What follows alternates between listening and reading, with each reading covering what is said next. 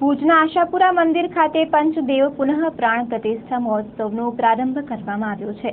આજે મહોત્સવના બીજા દિવસે મંદિરમાં સવારે પૂજા અર્ચના સહિતના કાર્યક્રમ યોજવામાં આવ્યા હતા। આ ઉપરાંત જળ યાત્રાનું પણ આયોજન કરવામાં આવ્યું હતું। ખાસ કરીને આ જળ યાત્રા શહેરના વિવિધ માર્ગો પરથી પસાર થઈ હતી। ઉપરાંત સાંજે ધ્વજારોહણ સહિતના કાર્યક્રમો પણ યોજવામાં આવ્યા હતા। મંદિરના પૂજારી જનાર્દનભાઈ દવેએ આ અંગે ચંચળ ન્યૂઝ સાથે વાત કરી હતી।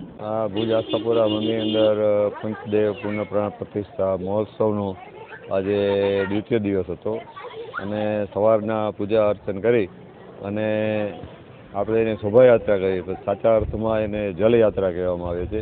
જેટલા ભગવાનો જેટલા છે એને ભુજ શહેરની અંદર વાજતે ગાજતે ધામધૂમથી એને યાત્રા કરવામાં આવે છે અને એની આગેવાની કુમારિકાઓ કળશધારી હોય છે।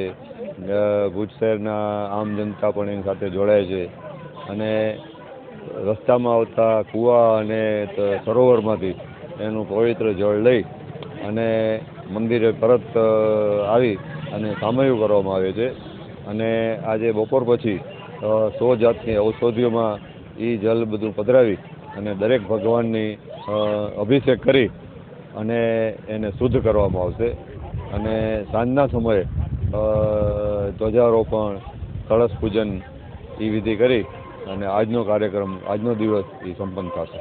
પંચદેવ પુનઃ પ્રાણ પ્રતિષ્ઠા આજે બટુક ભૈરવ ક્ષેત્રપાળ કાળ ભૈરવ ગણપતિ જે માતાજી સન્મુખ જે બિરાજે છે એને નૂતન મંદિરની અંદર નવા સ્થાનમાં એને પ્રતિષ્ઠા કરશું અને એમનું નવું ઘર કયો નવું મંદિર કયો એ એને આ માટે પધરાવશું।